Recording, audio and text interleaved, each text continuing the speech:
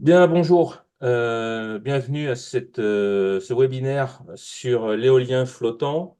Donc, nous avons aujourd'hui deux intervenants qui vont nous parler de cet environnement qui est un peu nouveau pour nous en Occitanie. Donc, nous avons Marie-Laure Barrois qui représente Windhoek, qui va nous expliquer un peu ce que fait Windhoek. Et Benoît Josion de SLB. Alors, SLB, c'est plus connu sous le nom de Schlumberger. Et pour ceux qui sont de la région également, à Béziers, ça s'appelait Cameron auparavant. Donc, on va avoir une présentation en trois étapes. Il va y avoir d'abord la présentation de Marie-Laure qui va nous parler de Windhoek, du programme. Ensuite, Benoît va nous parler un peu des applications dans ce secteur. Et puis après, on aura une session de questions-réponses. Alors, pour les questions-réponses, peut-être le plus facile, c'est que au fur et à mesure que les questions vous viennent, vous les écrivez dans le chat. Et après, après les deux présentations, on pourra les traiter les unes après les autres. Voilà, alors je ne vais pas rester plus longtemps que ça, moi, et je vais donc arrêter le partage de mon écran et donner la parole à Marie-Laure. Alors, bonjour, je vais partager mon écran. Hop, c'est celui-là. Je ne me trompe pas. Est-ce que c'est bon pour vous? C'est parfait. Oui. Ok, alors je vais me retourner parce que j'ai deux caméras. Donc, je vais désactiver la caméra, peut-être. Enfin, bon, vous me verrez de profil, c'est pas grave, c'est moi qui parle, je regarderai l'écran. Donc, je m'appelle Marie-Laure Barrois, je suis porte-parole de la dynamique Windows et également cofondatrice. Cette dynamique a commencé en 2018 en Occitanie. Et donc aujourd'hui, je vais vous présenter l'éolien en mer flottant en France et puis avec un focus sur l'Occitanie. Parce que je pense que c'est intéressant que vous compreniez aussi ce qui se passe sur le reste du territoire français. Donc le programme, donc l'éolien d'une manière générale en France. Comment c'est organisé au niveau des clusters, des différents clusters en France? On a 6 régions qui sont impliquées, donc on se serre les coudes pour avoir une bonne visibilité. Qu'est-ce qui se passe sur la côte atlantique, Bretagne et Pays de Loire, en Méditerranée? Ensuite, du détail sur les fermes pilotes en Occitanie. Et puis celle de la région Sud-PACA. Et enfin, une connaissance aussi des différents événements importants à ne pas rater si vous voulez faire votre business dans cette filière. Donc l'éolien flottant en France euh, est situé principalement donc en région Occitanie, en Méditerranée. Mais pas que. Et donc, on s'aperçoit qu'il y a des projets aussi en Sud-Bretagne, avec l'appel d'offres numéro 5. Est-ce que vous voyez ma souris? Alors, attendez, hop. Là, vous voyez ma souris sur l'écran? Oui. Ouais, ok, voilà. Donc là, l'éolien flottant, c'est l'appel d'offres numéro 5 en Sud-Bretagne, donc appel d'offres en cours. Et puis, dans le sud, donc, toute la partie Méditerranée, c'est que de l'éolien flottant.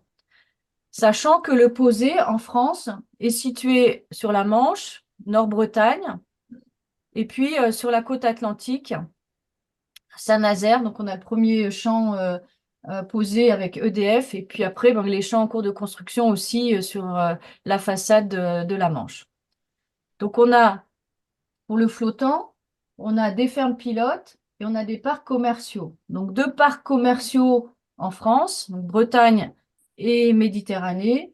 Et initialement, 4 fermes pilotes en France, on le verra plus tard. Donc, vu qu'il y a pas mal d'activités éoliennes en mer sur les côtes françaises, les régions ou les clusters d'entreprises se sont organisés et donc ont créé des entités dédiées sur cette thématique.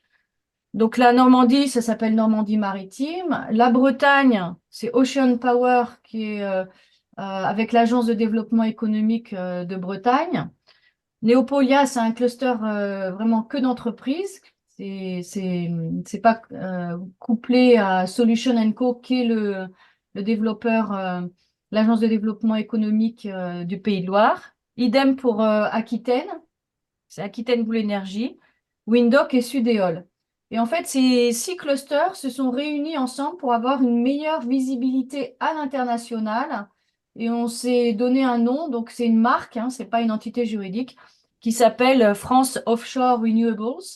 Et donc, quand on va dans des congrès à l'international, ce qu'on fait, on s'affiche sous cette étiquette, mais chacun reste maître de sa propre entité. Donc, on peut agir sur ton territoire, évidemment, avec son nom. C'est juste, il y a une plateforme. Si vous tapez France Offshore Renewables, vous allez avoir une plateforme qui va vous mener vers ces 6 entités. Donc, en Bretagne, qu'est-ce qui se passe? Donc, on a le champ de l'éolien posé de Iberdrola à Saint-Brieuc. Au niveau de l'éolien, alors il n'y a pas que de... En Bretagne, là, cette carte, elle affiche toutes les énergies marines renouvelables. C'est en anglais, c'est MRI, Marine Renewables Energy, donc EMR en français. Et donc là, moi, je vais vous parler que de l'éolien. Donc, l'éolien posé ici à Saint-Brieuc, avec le développeur, c'est Iberdrola. Et puis, en côté Saint-Nazaire, eh ben, on a le champ de EDF. Là, on ne le voit pas sur la carte. Mais c'est donc c'est à peu près 85-86 éoliennes. Donc là, il est en exploitation. On peut le voir depuis, il y a des navettes depuis la Turballe pour aller le visiter. Et puis, il y a le fameux appel d'offres numéro 5 qui est en cours. Donc, on attend le résultat du candidat.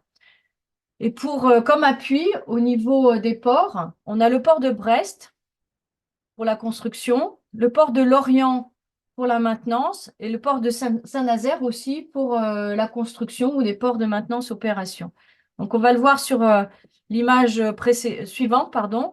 Donc, le port de Brest a dédié plusieurs années pour l'extension du port, donc des polders immenses qui ont été construits pour justement les infrastructures dédiées à l'éolien. Donc, c'est des 400 mètres de quai lourds, 40 hectares pour tout ce qui est assemblage pour le secteur de l'éolien en mer. Le port de Lorient, qui est plus petit, s'est restructuré pour être, lui, un port de maintenance et logistique, et notamment pour le futur parc Sud-Bretagne. Et enfin, donc le port de Saint-Nazaire également pour, par exemple, l'intégration des turbines. Donc là, c'est des images de synthèse, mais les flotteurs sont construits ailleurs et c'est un quai lourd qui permet de mettre en place, là on le voit sur cette image, donc là c'est les morceaux de mât, les pales qui viennent être installés directement sur les flotteurs. Un peu comme ce qui va se passer à Port-la-Nouvelle. Et donc en Occitanie, euh, nous aussi on a du vent et on peut voir, donc les pays du Nord sont parfois assez étonnés de voir qu'on a autant de vent dans cette petite enclave là, du golfe du Lion que en mer du Nord, Norvège ou Écosse.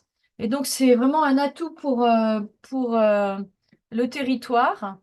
Et c'est pour ça que on développe ces éoliennes en priorité. Donc, il y a les fermes pilotes en Occitanie. Mais pour faire de l'éolien flottant, il n'y a pas que le vent, il faut aussi une bathymétrie qui soit adaptée. Donc la bathymétrie, c'est la hauteur d'eau. Et donc le golfe du Lion est tout à fait propice à ça, puisque assez près des côtes, on a tout de suite l'isobat, donc les équidistances, l'isobat 30 mètres, ce qui fait que quand on est alors, j'ai perdu ma souris, voilà. Là, par exemple, Port-la-Nouvelle, qui est ici, les 2 fermes pilotes qui sont à peu près à 15 km, 15, 16, 17 km de la terre, sont dans 60 mètres d'eau. Il y a une meilleure acceptabilité de l'éolien en mer quand c'est un peu plus loin des côtes. On l'aura vu avec Saint-Brieuc quand c'est assez près des côtes, en posé parfois, c'est même assez souvent au niveau grand public, ça a du mal à être accepté. Et au tout début, en Occitanie, il y a eu des projets, des tentatives de projets d'éolien posés, mais là, les collectivités territoriales ne voulaient pas en entendre parler parce que c'était beaucoup trop près de la côte. Donc, on a les deux fermes pilotes, Eolmed et les éoliennes flottantes du golfe du Lion, de part et d'autre du port de Port-la-Nouvelle, le port dédié à l'éolien en mer en Occitanie. Et puis, on a le projet Provence Grand Large au sud de Fos-sur-Mer. On rentrera en détail dans ces projets tout à l'heure. Et puis, nous avons donc l'appel d'offres numéro 6 pour les premières fermes commerciales et parcs commerciaux en Méditerranée. Donc, ces parcs, ils sont divisés en deux zones de 250 mégawatts. Donc, la première zone qui est en Occitanie et l'autre zone qui est région Sud-PACA. Pardon, hop, ça va un peu vite. Et donc, en Occitanie, on a le port de Port-la-Nouvelle qui est dédié à l'éolien en mer, mais également le port de Sète qui va agir aussi comme port de soutien pour la maintenance et les opérations. Et côté région Sud-Provence, on a Fos-sur-Mer avec le bassin ouest du port de Marseille. Donc pour les fermes pilotes, donc tout à l'heure je vous ai expliqué qu'il y avait 4 fermes pilotes. Il y a eu un appel d'offres en 2015 par le gouvernement pour 4 fermes pilotes. Et aujourd'hui, ben, il n'en reste plus que 3 parce que la première ferme qui était la ferme qui était localisée côté Atlantique, le développeur a abandonné le projet. C'était Eolfi Shell, parce que pas rentable. Enfin, on va dire que c'est l'explication. Donc, il reste plus que 3 fermes pilotes. Et ces fermes pilotes, pourquoi des fermes pilotes? Mais c'est pour tester différents types à la fois de plans industriels, différents types de flotteurs, de configurations, et pour voir ben, quelle est la meilleure, la plus adaptée, en fonction des lieux. Voilà. Donc là, donc, on a la ferme pilote Eolmed, on en a parlé tout à l'heure, donc avec ce type de flotteur, on le verra tout à l'heure. Donc Eolmed, c'est Cair Total. L'éolienne les Golfes du Lion, donc c'est EFGL, sont des flotteurs type semi-barge. Et puis l'éolienne, la ferme pilote, pardon, de EDF en région sud. Donc avec des flotteurs un peu différents. Donc c'est des flotteurs TLP, Tension Leg Platform. Donc maintenant, on va regarder quels sont justement en détail ces 3 types d'éoliennes, ces 3 projets. Donc dans le cadre du projet EolMed, c'est un flotteur type barge, donc caisson barge, développé par BV Ideol, dessiné par BV Ideol. Initialement, c'était un projet, j'enlève ma lampe, ça fait un, hop, non, c'est pas ça, hop, c'était mieux avant. C'était un projet en béton qui maintenant est en fait a été réalisé en acier, enfin, un cours de construction. Donc, ce sont 3 éoliennes de 10 mégawatts, donc 3 turbines sur une profondeur de 60 mètres d'eau, au-dessus de 60 mètres d'eau, et à peu près une vingtaine, enfin 18 km des côtes. Et donc, c'est un consortium avec Cair. Initialement, Cair, c'était, vous avez peut-être entendu parler de Quadrant Marine. Donc, maintenant, c'est devenu Cair. Donc, Cair Marine, Total, et donc BV Ideol, qui est le designer du flotteur. Donc, la stratégie industrielle, le plan industriel de la construction des flotteurs. Donc, une entité, une joint venture a été créée entre la société Matière, qui est basée à Bagnac-sur-Célé, et puis Ponticelli Frères. Donc, cette société s'appelle Archimède. Et Archimède construit les éléments du caisson. Donc, c'est brique par brique. C'est construit à Bagnac-sur-Célé et aussi sur l'entité du Creusot, amené par route à Port-la-Nouvelle. Et ces éléments sont soudés ensemble, donc les éléments des trois flotteurs, pour ensuite une mise à l'eau du flotteur. Donc, sur le site de Port-la-Nouvelle seront intégrées directement les turbines avec les nacelles par Vestas. Donc là, on voit un élément sur camion. Donc, c'est vraiment le puzzle. Et donc là, sur les deux photos du haut, vous voyez ces éléments qui sont reliés entre eux. Et là, il va y avoir plusieurs étages. Et ça, 3 fois. Donc aujourd'hui, on est déjà à presque 2 étages. Donc ça avance petit à petit. Et ça serait intéressant, peut-être, Philippe, d'organiser une visite, ou en tout cas un déplacement des membres de Robotic Place à Port-la-Nouvelle. Et on en parlera tout à l'heure, mais en mois d'avril, il y a une journée filière. Et ça peut être une occasion d'aller sur site. C'est assez instructif. Et là, donc, cette bouée jaune, c'est en fait la multiprise qui va relier les trois éoliennes entre elles. Et ensuite, ça sera raccordé au réseau RTE. Et donc là, cette bouée a été construite à Chypre, remorquée par l'entreprise Bourbon, donc qui est à Marseille, pour justement pour pouvoir après être mise sur site. Maintenant, elle est sur site. Et là, il y a des travaux de plongée pour faire des connexions. Donc là, les travaux de plongée en cours devant la bouée à Port-la-Nouvelle. Le projet éolienne flottante du Golfe de Lion, donc le deuxième. Donc là, je viens de parler de Eolmed, la ferme pilote à Gruissant. Donc là, le deuxième projet EFGL est situé donc aussi à côté de Port-la-Nouvelle, donc un peu plus au sud, à Leucate-le-Baccarès, donc développé par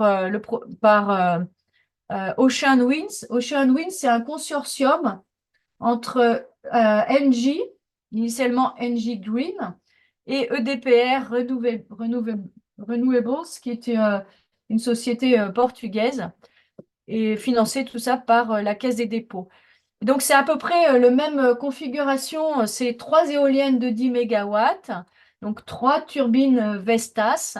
Elles seront dans 70 mètres d'eau, un tout petit peu plus profond.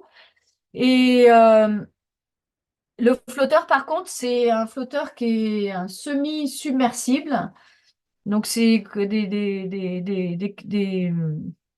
on va dire des flotteurs reliés, des colonnes bouées qui sont reliées par des brassings entre elles. Qui permettent après de connecter, d'installer l'éolienne sur une des colonnes. On va le voir justement, hop, pardon, après. Donc voilà, ici, c'est le dessin de la bouée. Donc ces flotteurs, pardon, sont fabriqués à Eiffage Métal, à Fos-sur-Mer. Donc ils seront ensuite, donc là c'est le site d'Eiffage Métal. Une fois construits, sont mis à l'eau et ils seront remorqués sur le site de Port-la-Nouvelle. Donc là, on peut voir les différents partenaires du projet. Donc Eiffage pour la construction. Le dessinateur, le designer du flotteur, c'est Principal Power. Le turbinier Vestas. Et le raccordement au réseau, en France, c'est toujours RTE. Hein, c'est eux qui s'occupent du raccordement. Et là, le FGL nous a indiqué aussi les partenaires logistiques et gestionnaires de port. Donc là, pour la Nouvelle, c'est Europort qui s'occupe de ça. C'est la même chose aussi pour Eolmed. Et ils utilisent des grues Mavouette. Donc là, on voit quelques éléments de la construction du projet. Donc la nacelle, là, la construction des colonnes pour les bouées. Donc ça, c'est sur le site de Eiffage Méthane. L'arrivée des chaînes et des ancres, ça c'est sur le site de Sète. Donc là, les ancres ont été installées aujourd'hui. Il y a 9 ancres qui sont enfouies sur site avec, je sais pas si, je crois que c'est 300 mètres de chaîne, quelque chose comme ça. Et ensuite, donc, le projet éolienne flottante de la région PACA. Donc, c'est EDF Renouvelable qui a été lauréat. Donc là, c'est 3 éoliennes et ce sont des éoliennes de 8,4 mégawatts, donc un peu plus petit, 17 km au large et dans des profondeurs d'eau plus importantes. Parce que comme on l'a vu tout à l'heure sur la carte bathymétrique, on s'est aperçu que le golfe du Lion avait des profondeurs qui étaient moindres et c'est pas nouveau, que la région sud, qui est tout de suite très au large des côtes, a des profondeurs assez importantes. À 20 mètres de la côte, 25 mètres, on peut, si on va encore plus à l'est, avoir des profondeurs de 200 mètres, 300 mètres, 600 mètres d'eau. Donc là, ça va être difficile de mettre des fermes flottantes vraiment vers l'extrême est de la zone de la région PACA.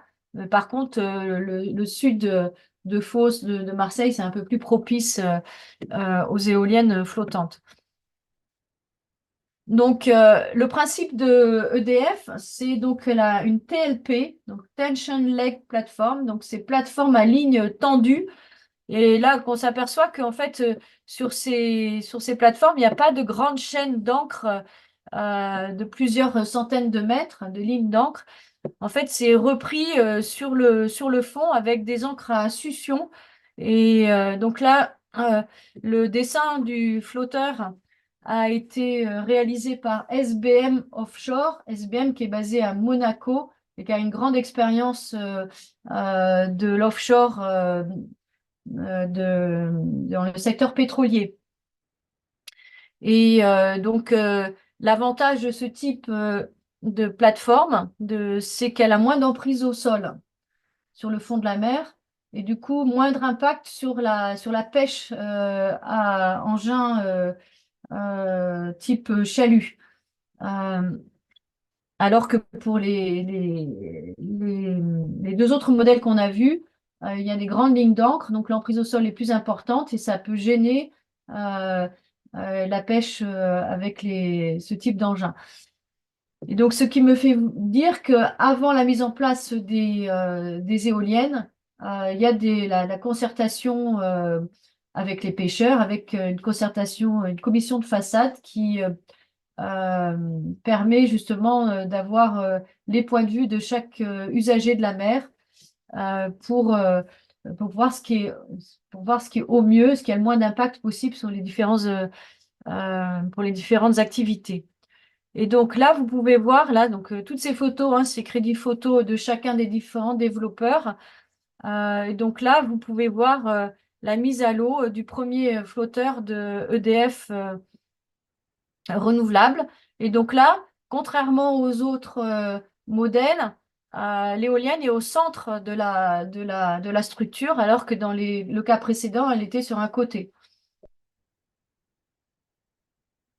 Donc là, on voit sur le site d'Eiffage la construction, enfin sur le port de Marseille, la construction, enfin, l'assemblage, pardon, de la turbine. Donc d'abord les mâts, et ensuite on met la nacelle et les pales, puis le remorquage vers le site. Donc ce projet s'appelle Provence Grand Large. Donc les fermes commerciales en Méditerranée, donc pour l'instant il y a un projet donc, de 2 fois 250 mégawatts qui est divisé en 2 zones, la zone 1 ici, pardon, et la zone 2. Dans le futur, il y aura une extension pour chaque port, avec donc le port de soutien 7, le port de développement, de construction, Port La Nouvelle, et puis côté Marseille, le port de Fos. Donc, pour pouvoir construire ces éoliennes, on a besoin d'infrastructures portières. Je l'ai dit tout à l'heure, donc on a vu celle de Bretagne. Mais en Méditerranée, en Occitanie, la région a investi 250 millions d'euros pour l'extension du port, pour réaliser ces magnifiques digues, 2,4 km au nord et 600 mètres de rallonge au sud, pour adapter le port pour la construction, avec la création d'un quai lourd ici, donc pour pouvoir recevoir des grues qui permettent justement d'installer les nacelles, et puis des extensions pour pouvoir stocker aussi les nacelles.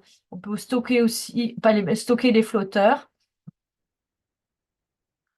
Donc voilà, je ne vais pas rentrer dans le détail parce que je ne vais pas forcément avoir le temps, mais je vous ai mis les slides et vous pourrez rentrer plus en détail en lisant les phases de développement. Ce n'est pas forcément le plus important pour vous, mais ce qu'il faut retenir, c'est que ici, actuellement, il y a un quai lourd qui est disponible et c'est en ce moment, il y a la construction des 3 flotteurs du projet EolMed, des fermes pilotes. Ça se passe ici. Et ensuite, elles seront mises à l'eau et intégrées. Les flotteurs auront leur éolienne intégrée ici, sur le quai lourd, et après remorquée sur site. Et le projet EFGL viendra, donc les flotteurs viendront sur Port-la-Nouvelle, seront intégrés également les turbines, et hop, repartiront sur le site. Donc là, on peut voir le déroulé des travaux entre le début de la construction de la digue en 2021. Donc, elle a été commencée par les deux bouts, ici et ici, et donc raccordée en 2022, puis ensuite consolidée tout le long de l'année. Et puis pareil pour la digue sud, pardon. Donc là, on s'aperçoit que ça a été prolongé ici. Celle-là a été supprimée. Tout ça, ça a été supprimé. On le voit ici. Ça a été. Il y a un polder qui a été créé ici. Et ici, il n'y avait rien. Il y a ce polder qui a été créé aussi. Donc, c'est des travaux gigantesques, à la fois avec un investissement de la région Occitanie, mais aussi de la société de Port-la-Nouvelle qui s'appelle la CEMOP, qui est une société publique privée. Donc, le deuxième outil pour pouvoir développer l'éolien en mer, c'est des groupements d'entreprises. Et c'est comme ça qu'est né Windoc. C'était à l'initiative de professionnels du milieu. Une autre personne avec qui j'ai développé ça, qui s'appelle Bruno Alain, qui travaillait dans l'éolien terrestre, qui s'intéressait à l'éolien offshore. Moi, avec un background dans le milieu des reconnaissances des fonds marins, géophysique, inspection par robot, et donc beaucoup d'expérience dans le parapétrolier, l'oil and gas.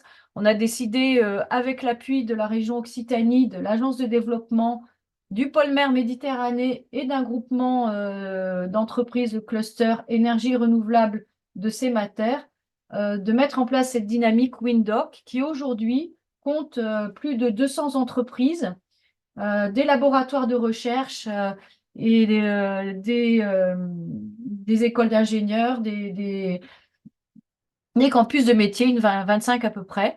Et donc, on est un appui justement pour cette filière. Donc, en tapant ad hoc Windoc, on peut tomber sur l'annuaire qui recense toutes ces entreprises. Et donc, ces entreprises sont réparties sur la chaîne de valeur, depuis le développement de projet jusqu'à l'opération et maintenance. Je vais juste boire une petite gorgée d'eau pour faire une petite pause pour ma voix. Voilà. Et donc, ces acteurs sont présents sur toute la chaîne de valeur et c'est là que justement la robotique peut essayer de pénétrer cette chaîne de valeur en étant un soutien aux différents acteurs. Et donc là, on va passer en revue les 4 blocs de cette chaîne de valeur.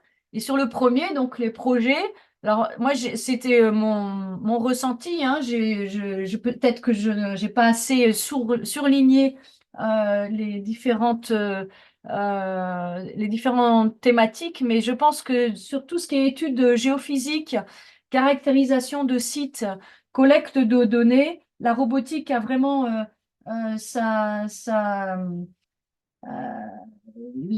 ouais, sa raison d'être parce que en géophysique, par exemple, on utilisait déjà beaucoup dans le milieu pétrolier tout ce qui était ROV, donc petits robots d'inspection sous-marine téléopérés, avec différents types de capteurs, des bras manipulateurs. Donc ça fait partie de la robotique.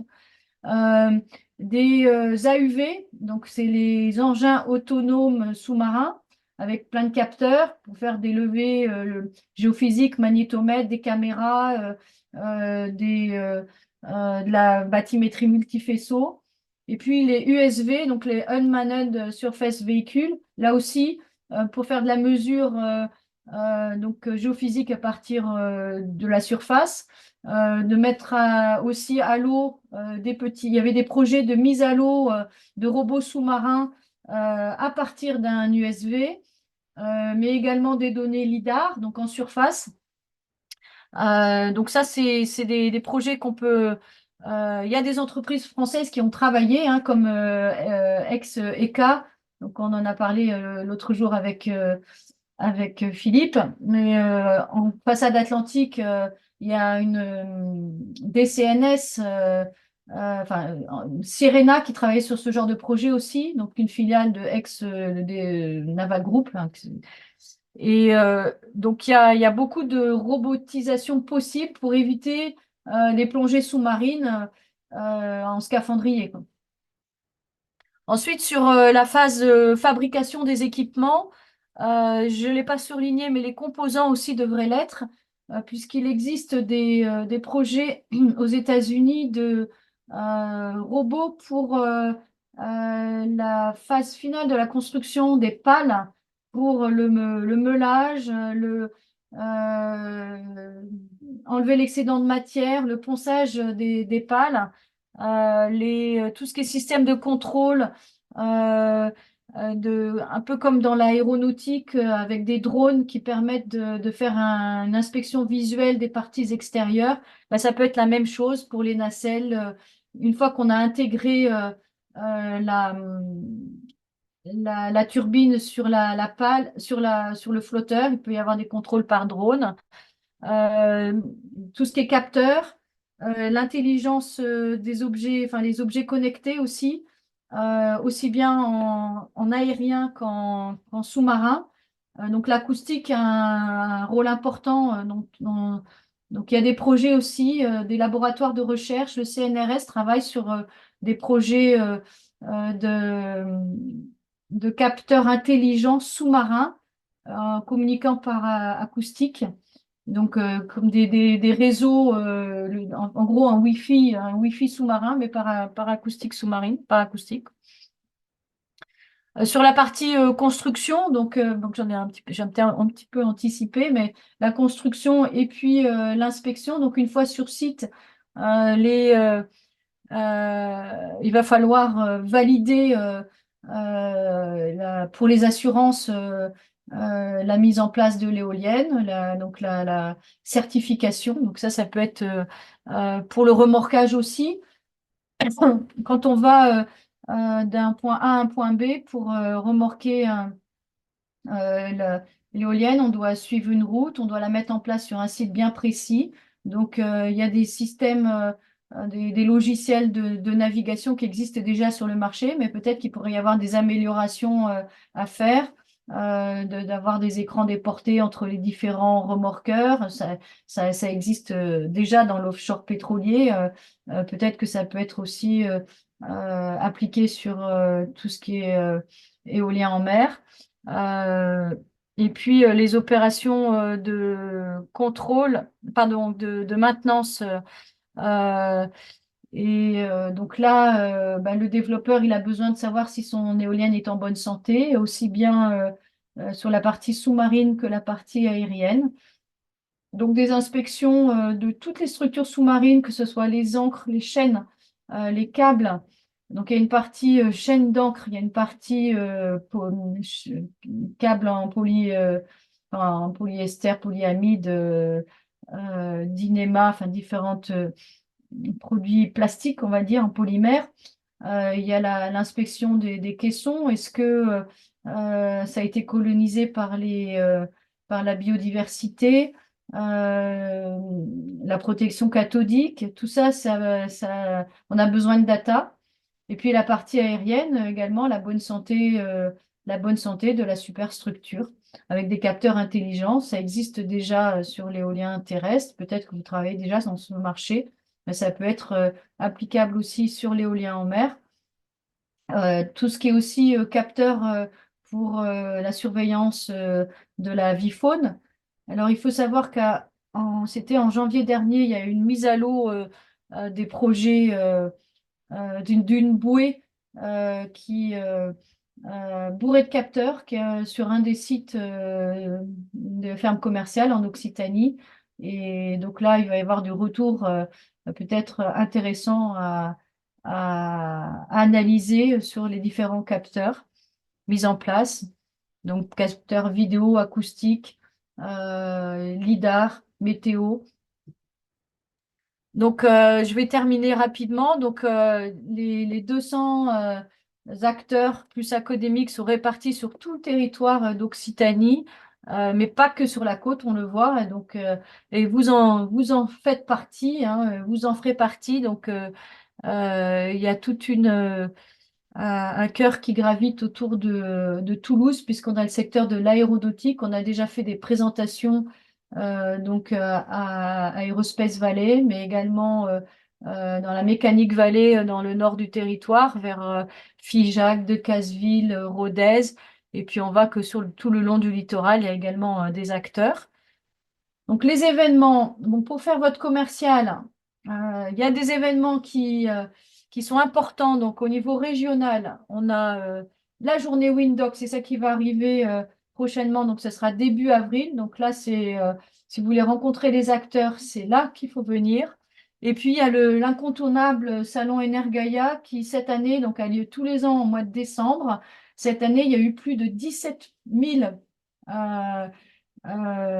visiteurs, plus je crois que c'est 24 ou 25% par rapport à l'année dernière, et plus de 50 nationalités représentées. Alors c'est un salon qui a commencé tout petit, mais maintenant c'est l'incontournable sur la région.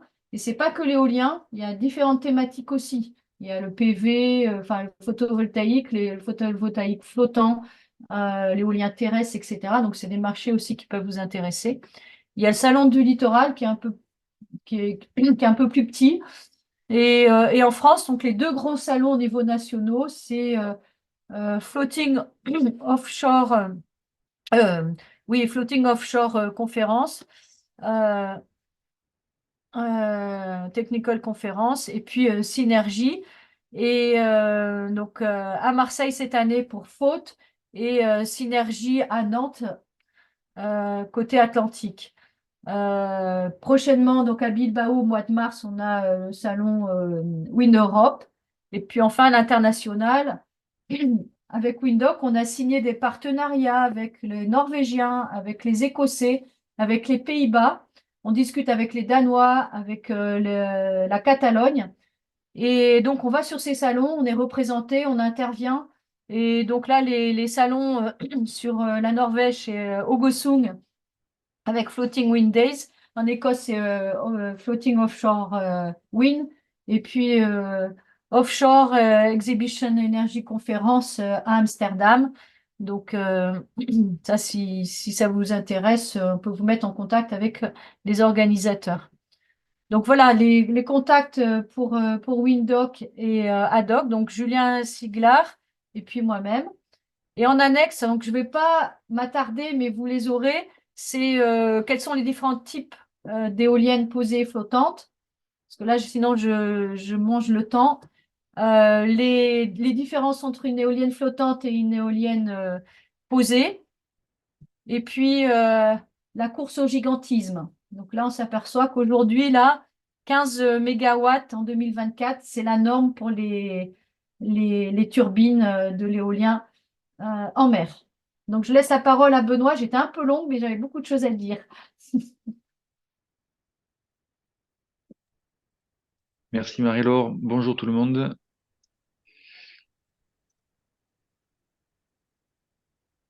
Est-ce que vous voyez mon écran? Oui, ça y est, il est arrivé. Il est arrivé. Bien.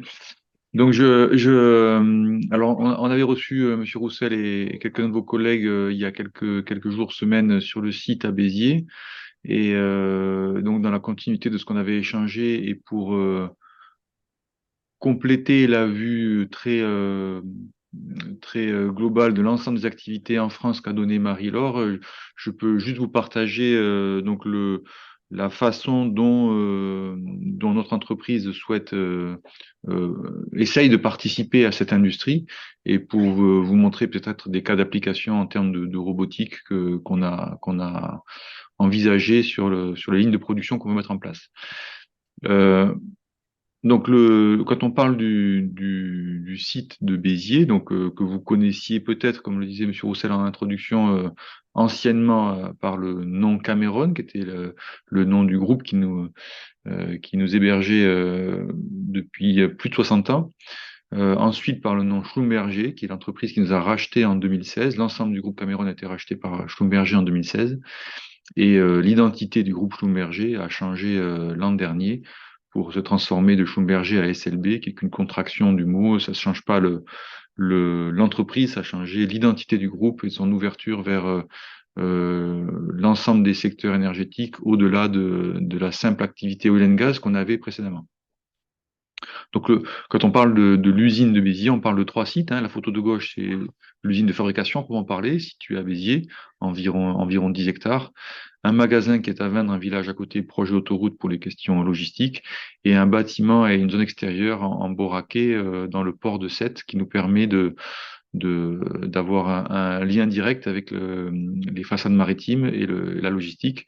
Le site de fabrication à Béziers et le site de Sète sont reliés par la route, bien sûr, par le rail, depuis l'intérieur de l'usine jusqu'au droit du bâtiment à Sète, et également par le canal du Midi. Donc, on a des moyens de transport de pièces par différents moyens pour faciliter aussi les déplacements de pièces volumineuses ou lourdes.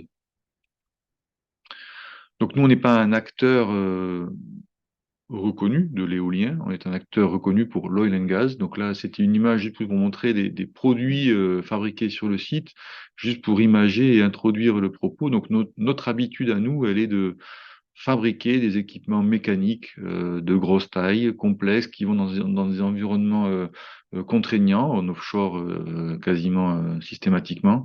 Et donc on a l'habitude de manipuler ces grosses pièces, de les amener dans cet environnement-là, d'avoir des exigences qualité, d'avoir des exigences de quantité de pièces à produire, des questions de revêtement de surface aussi pour ces environnements offshore. Et donc, on a des pièces en dizaines de tonnes ou le télescopic joint que vous voyez sur une photo centrale qui, une fois étendu, fait 42 mètres. Donc, pour donner l'échelle des composants que l'on peut manipuler dans nos ateliers. Au-delà de notre fabrication traditionnelle en termes de produits, on a su mettre en place sur le site des lignes de produits qui correspondaient à nos besoins. La dernière, donc on est passé par toutes les étapes que l'industrie connaît, notamment du lean manufacturing, et on a récemment, il y a environ 3 ans, mis en place une première ligne totalement automatisée et robotisée sur le site, qu'on appelle Flexible Manufacturing System, FMS, qui est une ligne qui a été prévue pour pouvoir accepter tout type de géométrie de pièces entrant dans une certaine enveloppe et suivant une chaîne de valeur spécifique. Voilà. Donc l'enveloppe décidée pour cette ligne est une enveloppe de petites pièces, environ 1 mètre cube, 800 mm de côté pour un cube, et toutes les pièces entrant dans ce cube virtuel sont des pièces qui sont potentiellement réalisables sur la ligne. Donc ça ne veut pas dire qu'on part d'un cube d'acier, d'un mètre cube à chaque fois pour faire la pièce, on part d'ébauches spécifiques pour chaque pièce, mais on peut s'accommoder de toutes les géométries dans ce volume-là. L'intérêt de cette ligne est donc de pouvoir passer d'une pièce à l'autre. Donc on voit sur l'image en bas à gauche ce qu'on appelle des ram blocs, des bonnets, des fluidends, des brides intermédiaires. Toutes ces pièces sont des pièces euh, qui ont des géométries différentes, qui ont des besoins en termes de quantité très différents. Et dans notre marché oil and gas, ce sont des petites séries qu'on reçoit. On ne reçoit jamais des lots de séries très importants, comme ça peut être le cas dans d'autres industries. On n'a pas à fabriquer des milliers de pièces identiques à la suite. On a quelques unités de pièces à faire et on passe à d'autres unités. Des fois, c'est unitaire, c'est vraiment une par une. Ça peut arriver. Donc l'intérêt d'avoir une ligne qui peut s'accommoder des différentes pièces était aussi de trouver un intérêt de limiter les pertes de temps entre les chargements, déchargements, disponibilité des ponts, test des programmes, réglage des pièces sur les appareils de mise en position, les palettes. Et donc tous ces temps-là amènent une ligne traditionnelle à avoir un temps d'utilisation des broches de machine de l'ordre de 25 à 30% maximum. Ça, c'est un chiffre mondial, c'est un chiffre partagé avec l'ensemble des gens de l'industrie mécanique, où une ligne traditionnelle ne peut pas aller au-delà de ces temps-là, parce qu'il y a beaucoup d'autres temps hors temps d'utilisation des broches. Donc, pour amener une optimisation de ces moyens de production, on a mis en place ce FMS qui nous a permis d'atteindre un niveau de 90% d'utilisation des broches des machines, c'est-à-dire qu'une machine dans cette ligne est capable de faire le travail de 3 machines dans un atelier traditionnel. Et donc on a atteint cette performance par l'automatisation, la robotisation de cette ligne. Ce sont ces moyens-là qui permettent d'optimiser les moyens de production et de passer, de franchir un cap d'efficacité et de compétitivité dans nos offres.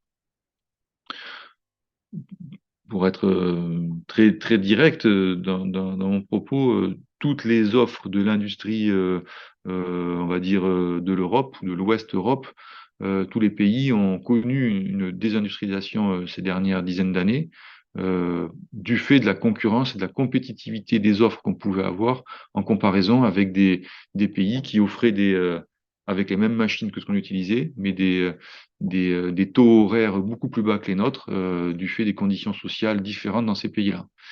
Le fait de passer sur des systèmes automatisés, robotisés, qui optimisent le temps mis à disposition pour pouvoir faire des pièces avec des moyens très efficaces, optimisés, qui permettent aussi de réduire les taux de rebut ou d'augmenter les qualités de pièces, de réduire les temps de maintenance, ça nous permet d'avoir des offres en Europe parfaitement compétitives. Aujourd'hui, si on prend l'exemple des mâchoires, des rames, qui est la pièce grisée la plus claire là qu'on voit au centre de l'écran, ce type de pièce était un type de pièce où on avait perdu la fabrication sur le site de Béziers.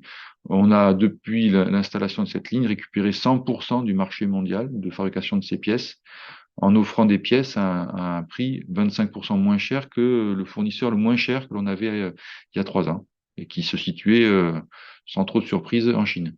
Voilà.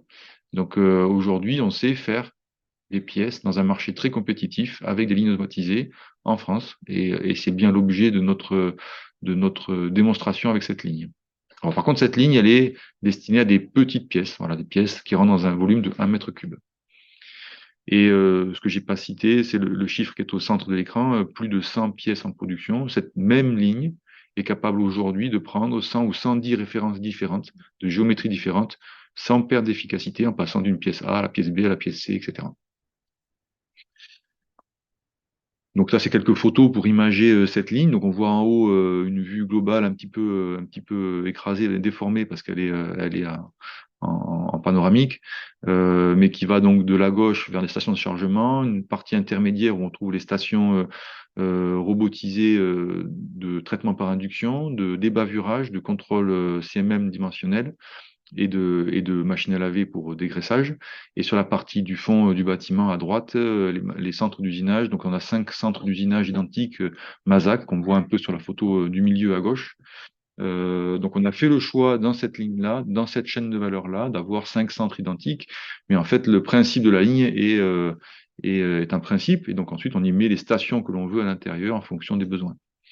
Donc, s'il y a même contrôle magnétoscopique également intégré, et station débavurage par robot intégré et différents robots également de chargement d'outils, notamment à partir d'un magasin centralisé vers chacune des machines.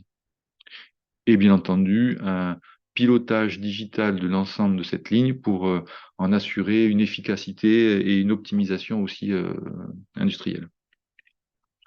Donc le projet comporte, on l'a nommé Agile Factory, qu'on souhaite mettre au service de l'éolien flottant pour refaire le lien avec les propos de Marie-Laure, c'est de pouvoir combiner notre force, notre expérience de manipulation, de fabrication, qualité, fiabilité d'équipements de grosses dimensions, sécurité également. Donc c'est quelque chose qu'on fait depuis 65 ans sur le site.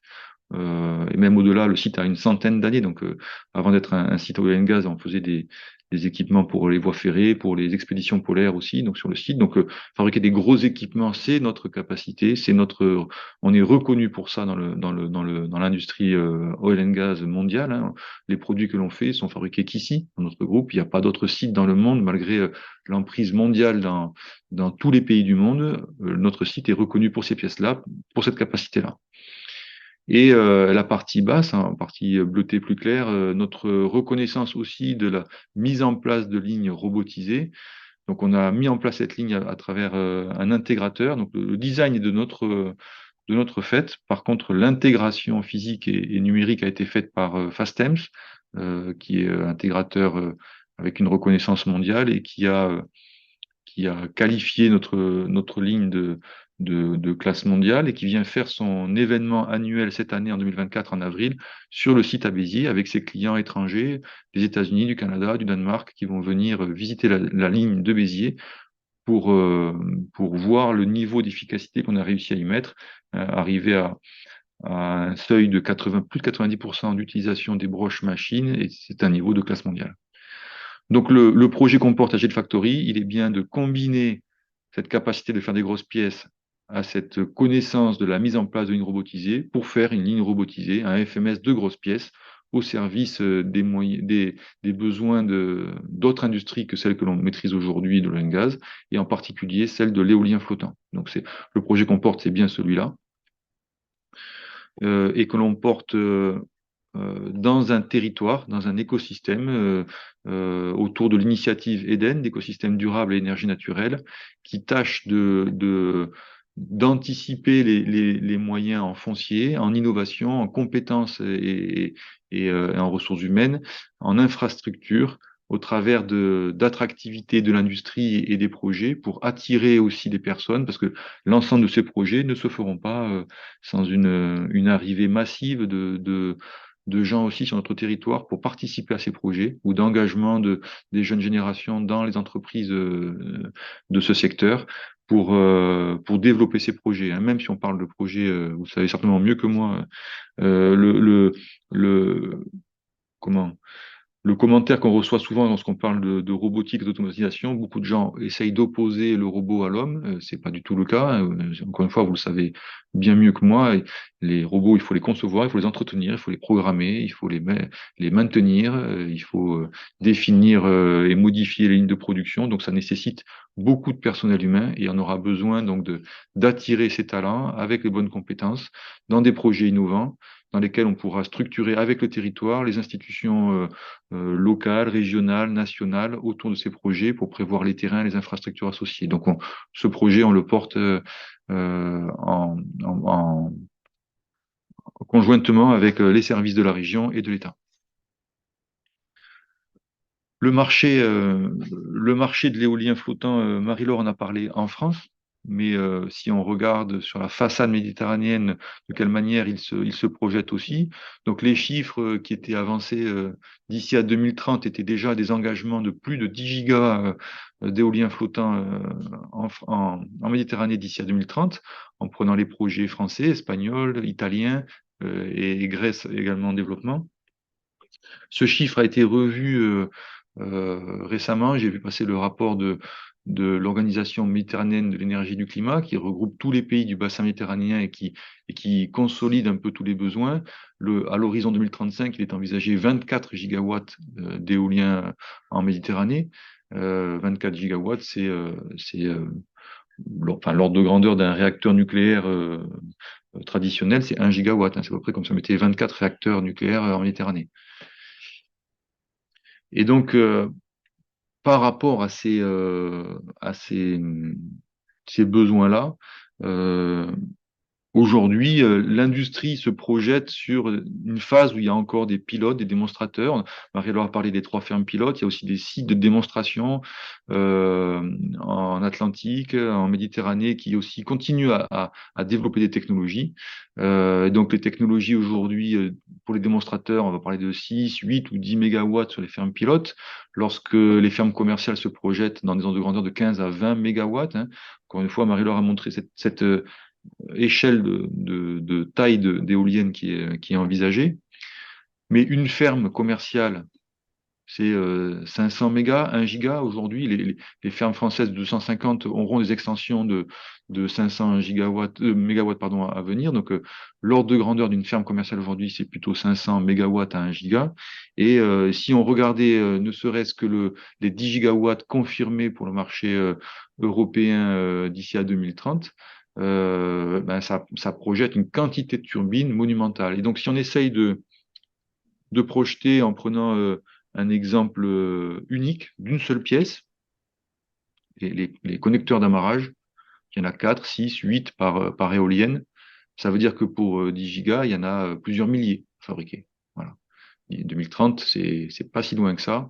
J'ai pris cet exemple pas par hasard, puisqu'aujourd'hui, notre premier engagement dans cette industrie est d'avoir pris une commande pour la ferme pilote d'Eolmed, où on fabrique les connecteurs d'amarrage de cette ferme pilote. Donc, il y a 3 éoliennes, 6 connecteurs par éolienne, donc 18 à faire.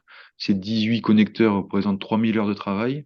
Je vous laisse faire les multiplications donc de travail que ça représente si on passe à une échelle de plusieurs milliers de connecteurs à l'échelle de ces nombres de gigawatts à produire. Ça veut dire une industrie qui doit se mettre en place absolument avec des moyens à la hauteur des ambitions de cette industrie. Et cette industrie ne pourra pas se satisfaire de moyens traditionnels d'usinage avec des machines indépendantes. Les lignes de production automatisées, robotisées sont la clé pour passer à l'échelle des besoins de cette industrie. Sans cette automatisation et cette robotisation, en aucun cas les cadences demandées par cette industrie ne pourront être tenues. L'ordre de grandeur des souhaits de l'industrie de pouvoir faire un flotteur par semaine. Donc, un flotteur, comme les différents designs qu'a montré Marie-Laure, c'est de l'ordre de 4000 tonnes d'acier. Voilà. Donc, manipuler 4000 tonnes d'acier par semaine pour l'ensemble des projets, c'est déjà un objectif très ambitieux. Je ne sais pas si cet objectif sera maintenu, tenu ou pas. En tout cas, l'industrie doit se préparer à une vague importante par rapport à ces besoins-là. Voilà, grosso modo, ce que je voulais vous dire dans mon propos. Donc, encore une fois, nous, on n'est pas un acteur aujourd'hui reconnu pour nos activités dans l'éolien. On est un acteur du secteur des énergies, spécifiquement pour l'oil and gas, mais on est un acteur industriel avec une vue, une expérience de fabrication, une expérience de robotisation. Et on sait qu'aujourd'hui, l'industrie doit se projeter vers ces moyens-là pour être à la hauteur des besoins du marché. Manipuler ces grosses pièces de dizaines de tonnes à des fréquences demandées, c'est un enjeu, un challenge industriel extrêmement important. On s'est engagé dans ce challenge. On a déposé un dossier, on est en discussion avec l'État aujourd'hui pour financer la mise en place d'une ligne de production, qui est celle que vous voyez sur la photo de droite, qui est une image de la projection que l'on veut faire de cette ligne de production basée sur le FMS actuel, basée sur les 3 ans d'expérience de cette ligne en production, où on a démontré la compétitivité. On veut aussi démontrer que pour des grosses pièces, l'industrie française peut être compétitive et répondre avec des moyens à l'échelle de l'industrie. Voilà, Marie-Laure, Monsieur Roussel et tout le monde, j'ai terminé mon propos, je suis disponible si vous avez des questions.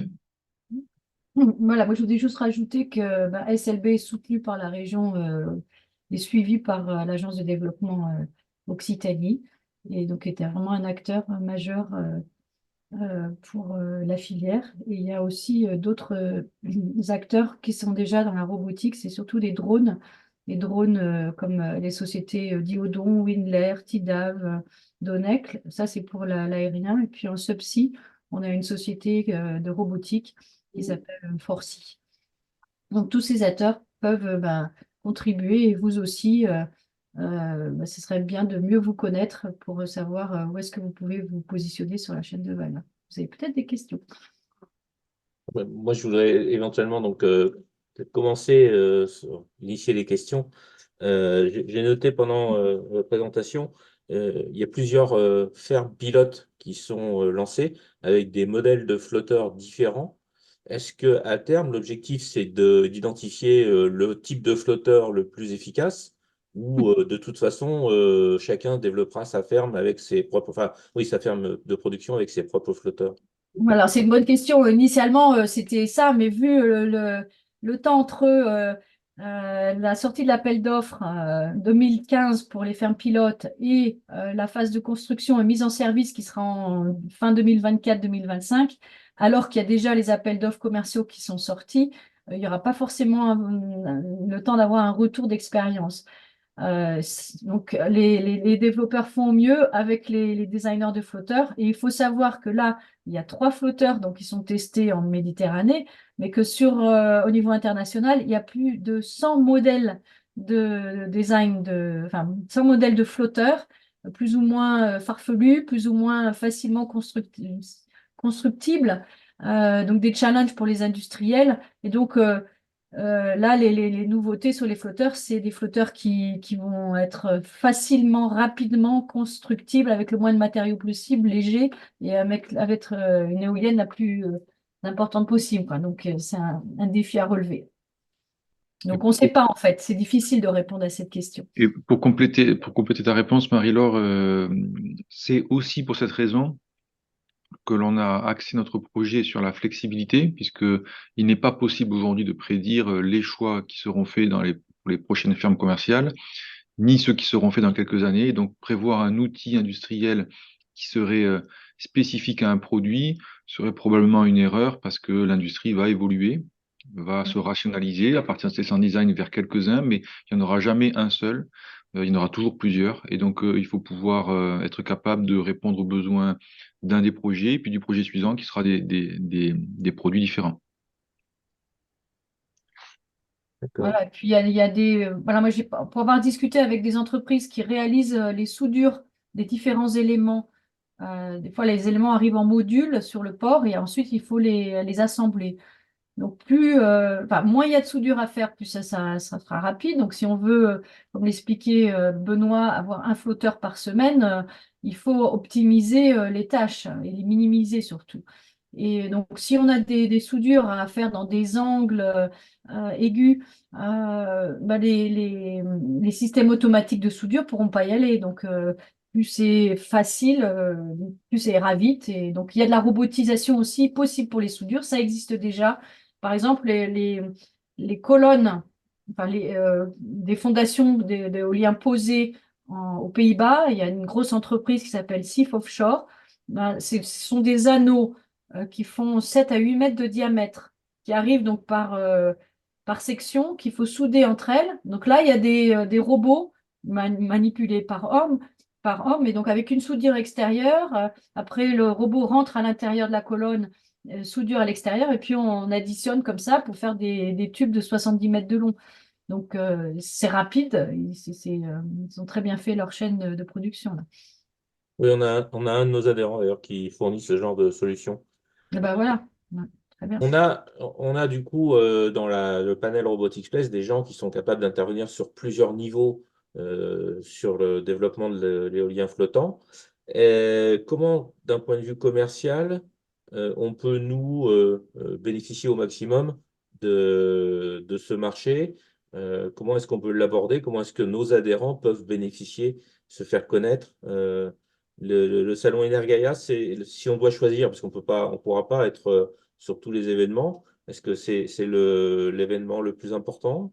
Oui, alors le salon Energaia, c'est le salon qui est le plus important et multi-sectoriel dans les énergies renouvelables.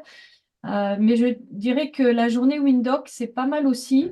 parce que c'est la grande famille de l'éolien en Occitanie. Je ne sais pas si le ressenti de Benoît, il partagera peut-être, mais là, on a des discussions qui sont c'est plus facile d'être mis en relation. Bah, il y a toujours des cocktails, hein, et dans ces cocktails, c'est de networking. C'est hyper important. Il y a des temps d'échange assez importants. Et par exemple, à ce moment-là, les acteurs de la Robotic Place peuvent venir me voir, venir voir Benoît ou Julien Siglard en disant, voilà, on aimerait rencontrer telle ou telle société. Tout le monde sera là. Il suffit de faire la connexion. Moi, je dirais que c'est 2 journées. Il y en a une qui est en début d'année, donc c'est bientôt au mois d'avril, enfin, au printemps, et l'autre, c'est Energaia. Donc, pourquoi attendre Energaia? Je pense que ça fait. Oui, oui, mais je partage tout à fait ton avis, Marie-Laure. La participation à la journée Windoc est très importante pour connaître et se faire connaître dans l'écosystème régional. Et donc, et même l'adhésion, disons, au pôle Windoc permet aussi d'avoir les communications qui circulent, etc., tout au long de Oui. l'année. Alors oui, je ne l'ai pas dit, effectivement, l'annuaire Windoc pour les affiliés, ce qu'on voulait, nous, quand on a créé Windoc, c'est que les entreprises n'aient pas à repayer une cotisation parce qu'elles sont déjà membres de différents groupements, clusters, etc. Et donc, on a voulu que l'adhésion soit gratuite parce que c'est vraiment au service des entreprises. Et donc, il suffit de vous connecter sur la page qui sera, vous avez le lien dans ma présentation. Si ça ne marche pas, vous pouvez d'ores et déjà taper Windoc ad hoc. Vous allez tomber sur la one page de Windoc. Il y a un annuaire. Et dans cet annuaire, vous faites votre demande d'affiliation qui est soumise. Et après, vous recevrez certainement une confirmation et dans cette page, vous pourrez euh, proposer les différents services sur la chaîne de valeur. Ouais. Bon, Robotics Place est adhérent au Windows, c'est comme ça qu'on a réussi à faire connaissance. La journée du mois d'avril, là, il y a une date précise décidée? Pas encore. Pas encore, ce sera la première semaine d'avril, mais la date n'est pas encore figée.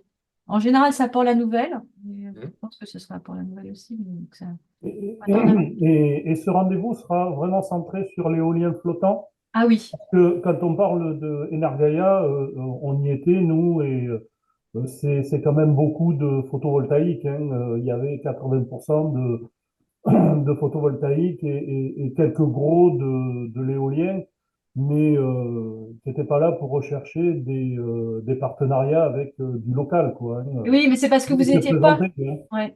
C'est parce que vous n'étiez pas encore averti qu'il y avait cette. Enfin, pendant Energaia, on a organisé un cocktail Windoc. Il y a eu des présentations, des tables rondes sur l'éolien, surtout axées sur la recherche cette année, avec FEM, la Fédération des énergies marines. Ça, c'est un acteur qui est intéressant aussi pour l'innovation des projets de recherche et développement. Ça pourrait être intéressant de se rapprocher d'eux aussi pour développer des nouveaux systèmes de robotique. Donc oui, il y avait une partie, mais noyée dans la masse, si on n'est pas au courant, on le voit pas forcément, parce qu'il y a tellement de choses Exactement. à Energaia. Ben, maintenant que Mhm. vous êtes au courant, vous serez invité et vous aurez, ben, vous ferez peut-être plus attention. Mais donc c'est pour ça que déjà un pied dans la filière journée Windoc, ça facilitera le reste.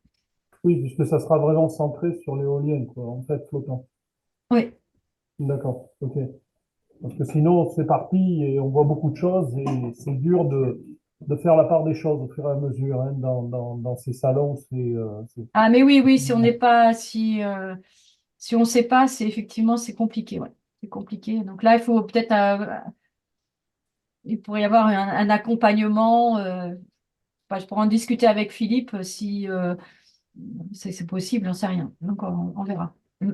On peut envisager, d'ici peut-être que ça se passe fin d'année, peut-être de faire un stand mutualisé Robotics Place sur Energaia, s'il y a suffisamment d'adhérents qui sont intéressés par le sujet, ou organiser une délégation pour y aller au moment où il y aura les événements Windoc. Oui, complètement, ouais. Ouais. Il y a Et ces maths. Ouais. et en ce Pardon. qui concerne justement les appels d'offres ou les demandes, Est-ce qu'il y a un endroit où c'est tout centralisé, où on peut, ou alors est-ce que Robotic Place peut avoir un listing de tout ce qui est recherché au niveau de cette branche d'éolien Oui, flottant? oui, oui, complètement. Donc, vous avez vu dans la présentation que Windoc était soutenu par la région Occitanie, par ADOC, par le cluster Sémater, et également Oui. par le pôle mer Méditerranée. Donc, quand on est membre de Windoc, on peut avoir accès à la newsletter qui est rédigée par le pôle mer Méditerranée, la newsletter Windoc. Donc, c'est la Mhm. contribution du pôle mer sur la thématique Windoc. Et donc, dans cette newsletter, est passé en revue justement toutes les actualités de l'éolien. Et c'est Arthur Serment qui fait un énorme travail de synthèse, très très bien fait, qui recense justement tout ça. Et la Normandie aussi, c'est CCI, il y a CCI Business EMR qui existe aussi, qui recense aussi des appels d'offres plus génériques. Et après, il va peut-être pas y avoir des appels d'offres dédiés à la robotique. Souvent, il faut connaître en fait les donneurs d'ordre de rang 1, 2, 3, etc., qui seront peut-être, vous serez sous-traitant d'un donneur d'ordre. Oui, tout à fait, on est en rang 2, en 3. Mais ce Ouais. que je veux dire, bon, si on enlève la grosse partie qui est la construction même de la structure, qui représente surtout la partie chaudronnerie, la partie soudure, tout ce qui est, je dirais, lié à ces structures-là, quelle est la part effective de robotique, en fait, c'est ça qui est intéressant pour nous. C'est noyé dans la masse, mais nous, on va pas faire de flotteur. Notre société, elle n'est pas habilitée à faire du flotteur. De la pale ou du générateur Oui, d'éoliennes. Nous, c'est de la robotique. Alors, la robotique, c'est particulier, ça demande, je dirais, des compétences particulières et surtout que ça soit adapté aux besoins. Et justement, ce besoin, il est exprimé où? Parce que, bon, on a besoin de robotique. Je travaille avec quelques sociétés déjà que vous avez, on va dire, citées. Et c'est pour ça que je me pose la question, comment vraiment s'intégrer au niveau de Robotic Place dans votre démarche justement de coopération interentreprise TPE, PME, quoi. oui, bah, moi je pense que c'est en rencontrant les acteurs, justement les donneurs d'ordre de rang 1, 2, et faire connaître vos services parce que peut-être que eux-mêmes, les donneurs d'ordre, ne savent pas ce qu'on peut faire, ne sont pas avertis Tout à fait. voilà. Et donc pour ça, le meilleur moyen, c'est faire des présentations et donc participer à des journées thématiques. Par exemple, donc, je ne sais pas encore le programme dédié là, pour la journée de Windhoek au mois d'avril, mais j'en parlerai à Julien. Si on peut faire peut-être un petit... Dans cette journée, il y a toujours des présentations. C'est comme ça que, ben, par exemple, SLB a pu être mise en avant, a pu faire une présentation du système Factory System 4.0 devant tous les acteurs de la filière. Donc maintenant, SLB est reconnu comme sur la filière, même si auparavant, ils étaient que dans l'oil and gas. Donc c'est un investissement personnel, on va dire, de représentation, oui, de se mettre en avant, quoi. De se mettre en avant et une journée, des journées thématiques sur l'éolien tel que la Windoc, c'est pas mal. Et puis nous, à l'international aussi, euh, moi j'y vais, je vais aller faire plusieurs présentations chez les Écossais, les Néerlandais, les Norvégiens. Je fais partie d'un réseau aussi qui s'appelle Global Scott. Je suis ambassadeur pour euh, créer du contact entre les entreprises écossaises et les entreprises françaises. Donc, si ce marché vous intéresse, ben, je peux en parler aussi. Euh, Avec les Norvégiens aussi, on a de très beaux contacts. Euh, donc, en fait, d'avoir des brochures de présentation. Enfin, c'est de la com, quoi. C'est Tout à fait. physique Mais et document. c'est surtout au niveau de la taille de l'entreprise, parce que bon, SLB, c'est une grosse entreprise qui en plus est affiliée à un très gros groupe, donc ils n'ont pas le même impact que nous quand ils présentent quelque chose. Nous, Robotic Place, il y a de tout. On a des grosses entreprises, mais on a aussi des TPE, des PME, des startups avec des produits intéressants. Et c'est là où, quand on s'adresse à ces géants dans ces manifestations, on n'a pas l'image en fait que peut avoir SLB pour Oui, non, mais présenter sa Je, fonction.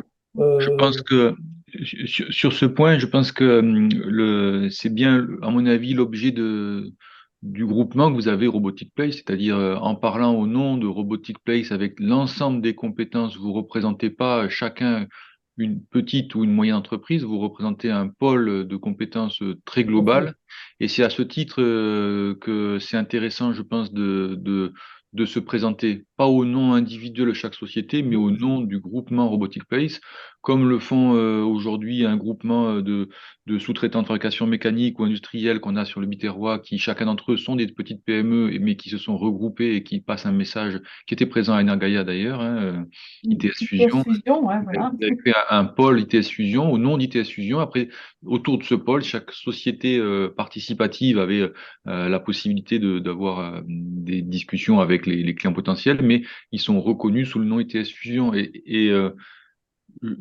En plus, pour rentrer un peu plus dans le détail de comment sont construits les appels d'offres, en particulier en France, pour les besoins de l'industrie de l'éolien offshore, il y a bien sûr un critère très important pour les développeurs au niveau du prix, mais il y a un critère aussi de l'impact territorial économique qui est pris en compte avec une question de local content qui est prise en compte, mais aussi de participation de sociétés de taille plus petite dans les projets. Ça fait partie des critères d'éligibilité et de réponse des développeurs aux appels d'offres. Donc, ils ont aussi un intérêt, à la hauteur du pourcentage de chacun de ces critères, à faire participer dans leur réponse pas que des gros groupes. Donc, c'est pas limité que aux gros groupes, hein.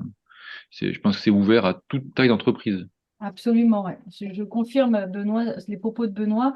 Et euh, par exemple, on a une petite société, là, Windler, qui font des drones. Vous les connaissez peut-être, hein, je pense qu'ils sont du côté de Toulouse. Enfin, et bah, il connaissait personne dans la filière. Et donc, il est venu aux premières journées Windoc. Et moi, je le prenais par la main, hein, carrément. Et puis, je lui ai présenté deux, trois. Puis après, il a volé de ses propres ailes et il était super content. Mais là, vous, votre force, effectivement, c'est de faire partie de la Robotic Place et donc venir en force avec l'étiquette Robotic Place tout en gardant votre identité va vous permettre de vous faire connaître. Et puis, le contenu local. Windhoek le défend, l'a défendu avec les 6 clusters, enfin les cinq autres clusters nationaux, puisqu'on a écrit une charte pour l'industrialisation d'une filière française, en fait, qui ont été signés par les 10 candidats de l'appel d'offres numéro 5 en Sud-Bretagne, et puis les 13 candidats initiaux de l'appel d'offres numéro 6 en Méditerranée. Donc ces candidats sont bien au courant qu'ils doivent faire travailler les entreprises locales. Et donc quand ils viennent sur ces salons-là cités, il y a tous les candidats et ils sont à la recherche aussi de partenaires locaux. Ils veulent identifier, et c'est à celui qui va identifier la perle rare, j'en sais rien. Mais bon, voilà, donc vous avez tout à fait votre place et on est là pour vous aider, justement. Oui, mais plutôt, comme on vient de le voir, par l'intermédiaire de Robotic Place, qui peut représenter un groupement d'entreprises multitailles et qui aura plus de poids pour pouvoir aborder toute entreprise de très grosse taille, quoi, hein. C'est Oui, oui, oui. ça. Parce que moi, je travaille sur l'éolien flottant depuis plusieurs années.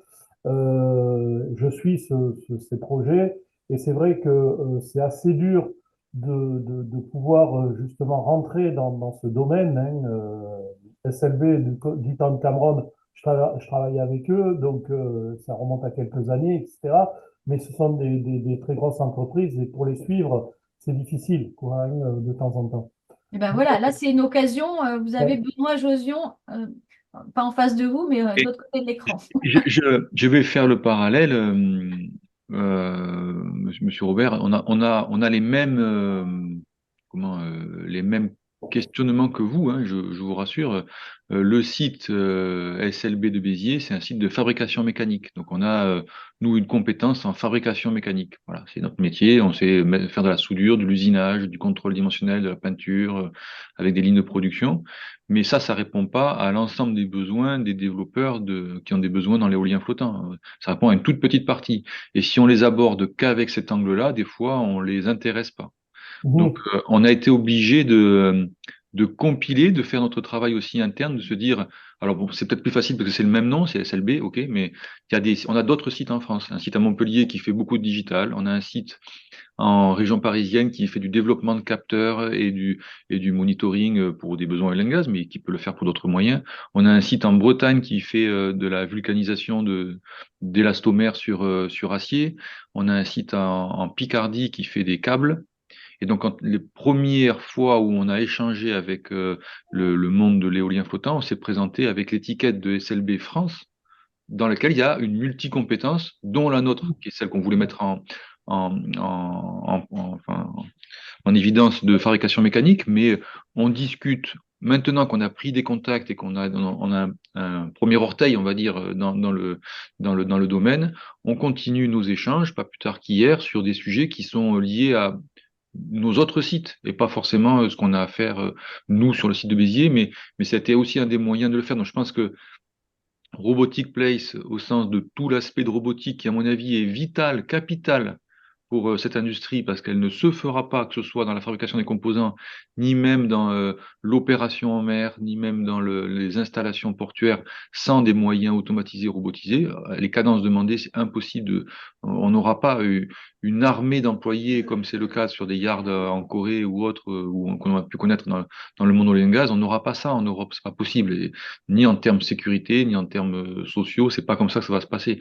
Donc ça se passera avec des moyens beaucoup plus structurés, efficaces, robotisés pour pouvoir tenir l'exigence de l'industrie. Donc c'est absolument nécessaire que cette industrie s'appuie sur des moyens robotiques et d'automatisme. Et donc la présentation par le biais de Robotic Place, ça permet de montrer tout un panel. Et ensuite, chacun en tirera les fruits des discussions collectives. Mais effectivement, c'est un travail de longue haleine. Mais je pense que c'est plus facile avec cet angle que si chacun se présente avec un angle hyper d'expert très spécialisé d'un domaine ou d'un autre. Tout à fait. Et c'est comme ça qu'on a commencé en fait Windoc en 2018. On était 6 entreprises. Et donc deux spécialistes, un du subsea et puis l'autre de l'éolien terrestre. Et on s'est dit, bon voilà, on a 8.2, une autre société, et il nous faut, on va se regrouper, il nous faut un armateur, puisque c'est des éoliennes en mer. Donc dans notre réseau, on est allé chercher un armateur, et lui dit, bon ben ça te dirait de venir avec nous, de mettre ton logo, et puis en disant, voilà, tu fais partie on n'a même pas de nom d'ailleurs. On a agrégé, après on est allé chercher, il faut faire des études environnementales, on a regardé qui y avait sur le territoire, ah, Biotope, bon, ok, et on avait une compétence sur la chaîne de valeur par opération à effectuer. Donc, Et, et, on n'avait et pas beaucoup. aujourd'hui, alors, au niveau robotique, si vous cherchez quel type de compétences, en fait? Au niveau de la robotique, il Mhm. pourrait justement, je les ai cités un peu tout à l'heure, il y a de l'inspection des drones, l'inspection euh, des éoliennes, donc ça peut être aussi de transport de pièces par drone. Il y a les robots sous-marins, les USV à UV, mais en gros, c'est pas Windoc qui cherche, c'est Oui, Windoc qui rassemble mhm. pour les donneurs d'ordre. Mhm. Et donc, au début, on voulait maîtriser justement un élément sur la chaîne. Et on a été donc 6, 10, 15. Et on est allé voir un développeur. Il nous a dit, oui, bon, bah, très bien, mais nous, on fait on va pas faire des lots, un gros appel d'offres complet. Et puis, au final, on s'est rendu compte qu'il fallait qu'on s'organise autrement. Et c'est comme ça qu'on a eu le soutien de la région, etc. Et donc, dans le cadre de Robotic Place, moi, je pense, vous êtes combien d'acteurs dans... 130. Combien? 130. 130, hein, c'est ça. Ce qui est énorme. Moi, je trouve que c'est très bien. Et donc, moi, je pense que ça sera intéressant de comprendre, de mieux vous connaître, parce que là, vous êtes pas beaucoup autour de l'écran. on connaît pas exactement ce que vous faites. Donc j'ai regardé un peu le site, hein, mais il faut que vous fassiez connaître et peut-être organiser une présentation de Robotic Place dans. Alors moi je fais partie du conseil d'administration du cluster CEMATER. CEMATER, c'est une des 4 entités qui soutient Windhoek. Et dedans, il y a la filière EMR, la filière ENR, les éoliennes terrestres et le photovoltaïque. Et peut-être que ça serait judicieux, j'en parlerai, de organiser un petit webinaire de présentation de Robotic Place à tous les membres de ces matières. Parce que là, il va y avoir le secteur de l'éolien terrestre, mais dans les ENR, il y a des développeurs aussi. Ils disent, ah ben oui, il y a cela, et donc pas, ça va faire boule de neige. Écoutez, avec plaisir, je suis à votre disposition. Vous me dites quand est-ce qu'on peut organiser ça et je m'en Mm. occupe. J'en parlerai. OK. D'autres questions? Non, pour moi, c'est bon. Non? Jean-Baptiste, Jean-Christophe? Christopher, c'est bon? Jean-Christophe. J'en profite pour m'excuser, je suis arrivé très tard parce qu'on m'a collé une réunion à 10h20. J'ai raté l'exposé, je suis désolé, et pourtant ça m'intéressait, notamment pour voir s'il y avait des Tu auras possibilités de l'occasion transport de charge. Le Pardon, transport de charge. Ouais, en 2 mots, Mechabotics, notre société, est une start-up petite. On développe des robots fourmis pour déplacer des charges. Donc, notamment, on a des choses à faire sur les charges longues. Et non présent sur notre site web, on a également dans notre portfolio un robot grimpeur, grimpeur de poteaux, dont les applications pourraient toucher à la maintenance et l'inspection. C'est pour ça que j'étais Bah là. oui, oui, oui, bien sûr. Ouais. Voilà. Ouais. Oui, Les plus transports généralement, de il y a plein de charge, bah startups oui. et je vous rejoins complètement dans le cluster. Il y en a un certain nombre d'autres qui ont des petites merveilles à montrer et qui peuvent avoir une application pour l'énergie renouvelable. Oui. Bah, le transport des charges lourdes, quand on doit mettre à l'eau les flotteurs, ça c'est très lourd. Oui, on peut intervenir effectivement sur la partie fabrication des sous-ensembles, logistique et inspection. On est présent sur tous les secteurs. En fait, là, c'est un premier webinaire et je pense qu'il en faut d'autres pour mieux vous connaître. C'est Hmm. ça là, vous nous avez écoutés, maintenant on doit vous écouter. D'accord. Plaisir. Avec plaisir. Moi, j'ai retenu début avril. Oui, bah, j'espère que ça vous a plu et intéressé. Beaucoup. Donc, moi, je vais donc diffuser votre webinaire auprès de nos adhérents. Et donc, je pense que on n'était que quelques-uns aujourd'hui, mais ça sera bien retranscrit et que j'espère que chacun pourra y trouver son intérêt. Très bien. Bah, écoutez, on va conclure là-dessus. Je vous remercie tous pour votre participation. Merci Marie-Laure, merci Benoît pour l'intérêt de ces présentations. Et donc, on va se retrouver très bientôt, mais ça sera du coup plutôt Robotics Place qui parlera cette fois. D'accord. Oui, oui, oui, très bien. Ah, voilà. Ben, je vous souhaite à tous une bonne journée. Merci. Pareil, Et, Bonne journée également. on se retrouve sur le prochain Merci à vous aussi. doc.